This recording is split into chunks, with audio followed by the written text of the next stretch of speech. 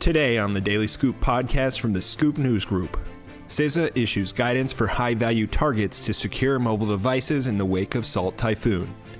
And the FBI's AI efforts face funding and workforce barriers.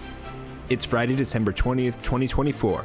Welcome to the Daily Scoop podcast, where you'll hear the latest news and trends facing government leaders.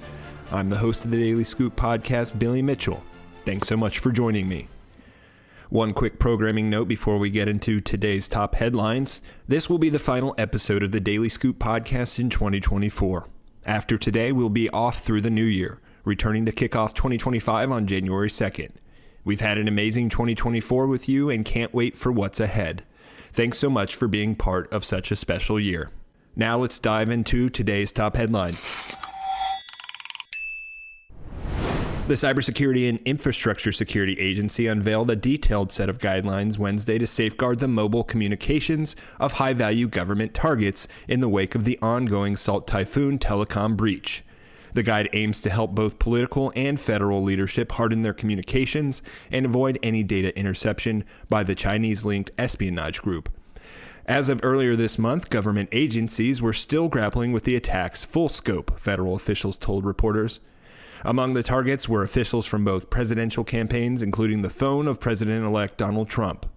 The advisory details several key practices intended to mitigate risks associated with cyber threats and raise awareness on techniques that can thwart any type of malicious actor. Even with the guidance's focus on high-value targets, the advice is good for anyone who wants to take actions to secure their mobile devices. One of the primary recommendations includes the exclusive use of end-to-end encrypted messaging applications for secure communication. CISA suggests adopting apps like Signal, which provide robust encryption for both Android and iPhone platforms, preventing unauthorized interception of messages. Furthermore, the guidelines advocate for the use of fast identity online FIDO phishing-resistant authentication as a superior alternative to traditional multi-factor authentication methods.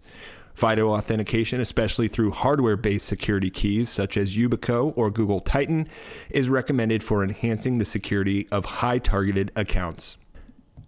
In other news, the FBI's ability to fully embrace artificial intelligence has been hamstrung by funding constraints and various workforce and technical challenges, according to a new watchdog report.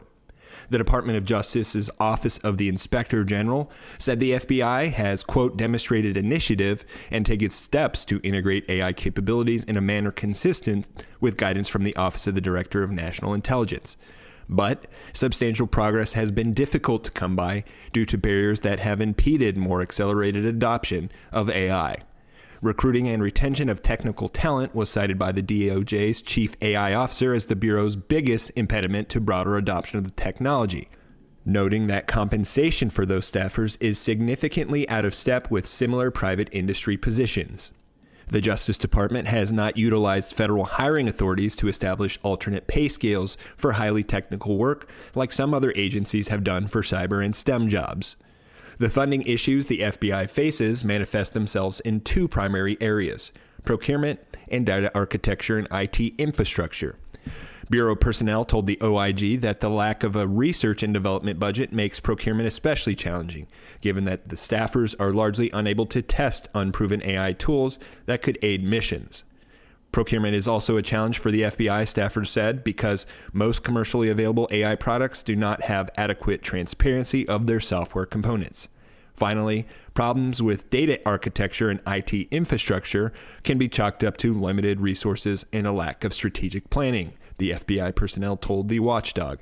Funding issues mean that the Bureau struggles to modernize systems, and it relies instead on legacy tools.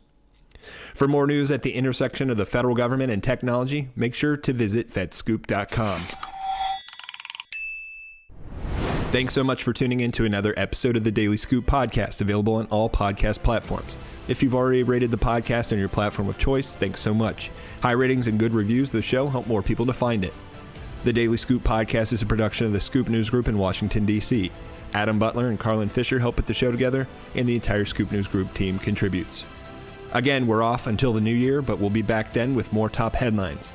I'm Billy Mitchell, and it's been a pleasure hosting the Daily Scoop podcast in 2024. Thanks so much for listening. We'll see you next year.